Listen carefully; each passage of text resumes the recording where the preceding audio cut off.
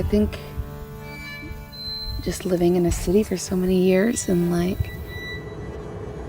yeah, I just forget the kind of power of being away from cars and buildings and advertisements and TV and the phone and constantly being connected, that even though that's considered on the grid connected, I feel more connected here.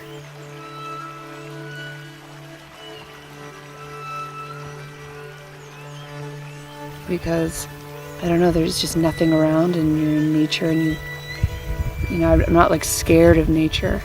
I feel like even with the bugs and whatever, it feels like right.